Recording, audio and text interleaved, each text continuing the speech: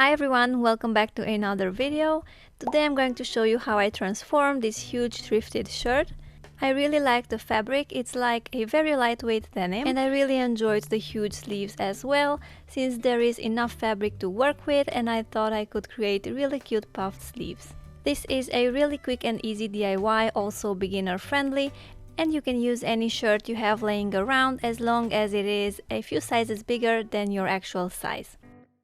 I knew from the beginning that I wanted to create a square neckline, so here I am just making a mark at about 4 centimeters away from the shoulder seam.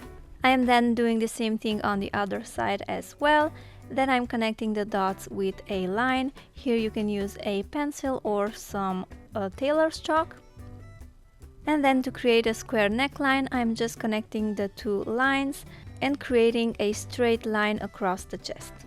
From the collar downwards, I've measured about 12 centimeters, but this can depend on the size of your shirt. So as usual, the best way to decide where to place the line is to try on your shirt and just make a mark while wearing it.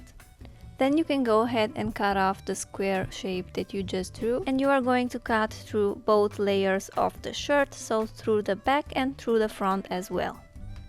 So my shirt has this weird vintage looking design on the front, so on the panel with the buttons, and I don't particularly like it, so I'm going to remove it. But if you do like the buttons of your shirt, you can just keep them and skip this step.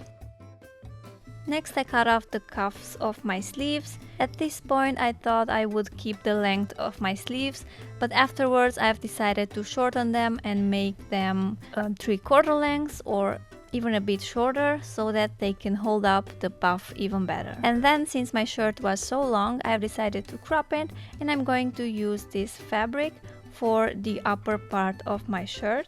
I cut some long strips of fabric that I'm going to use to basically recreate the square shape of my neckline, so the exact same square shape, and I'm going to attach it to the sides of my neckline.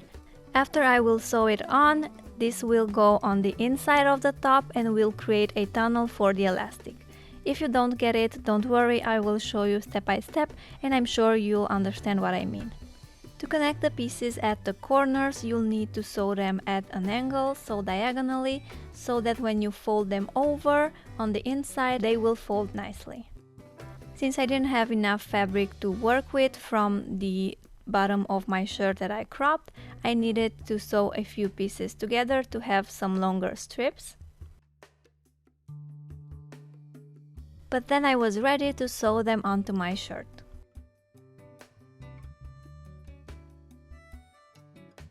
Starting with one corner, I am going to place my two pieces one on top of the other, right sides facing each other, and I'm going to sew diagonally, starting from the corner. And I'm basically doing the same thing for the other corners as well. I'm basically adjusting the length of my strips as I go so that they fit nicely in the corners. I find that this is the easiest way for me, at least.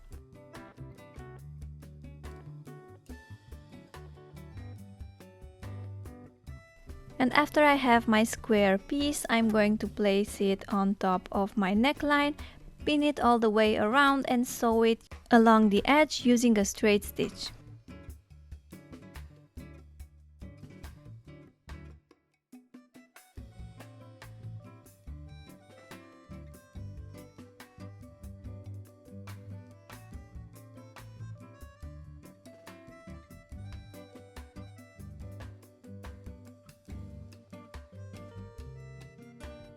So this is how the top should look like after this step. Now you'll need to fold the fabric piece inwards, and you'll probably need to iron it too to make sure it stays in place.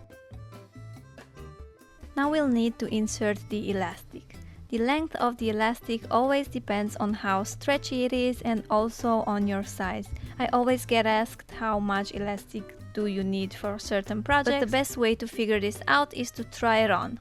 I know for this square shape it can be difficult to try it on, but at least you'll get an idea of how much you would need. Always go for more than you think you will need, and before closing the gap that you use to insert the elastic, you can try your top on and see if you need to shorten it or not. So here I'm pinning the fabric on the inside of the shirt, making sure that the edge is also tucked in so it has a nice finish. And I'm going to sew it all the way around, making sure that I leave a small opening to be able to insert the elastic. Use a safety pin to insert the elastic all the way through, and before closing the gap, as I've said, you can try on your top and make sure it fits you nicely, and then just close the gap using a straight stitch.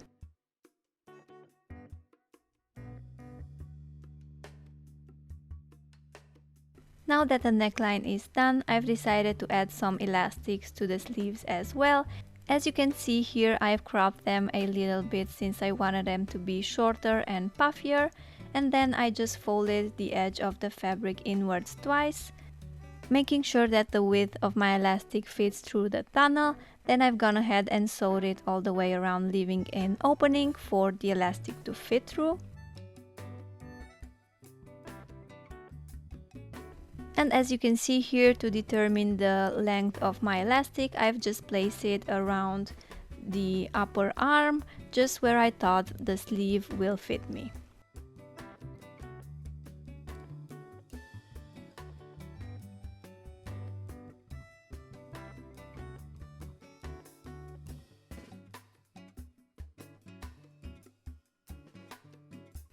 And the last step was to hem the bottom of my shirt. I've decided to make a simple hem by folding the edge of the fabric inwards twice, but you could also add another elastic if you want. So here is my finished top. It was a really quick and simple project. I hope you enjoyed it, and I'll see you in my next video. Thanks for watching. Bye.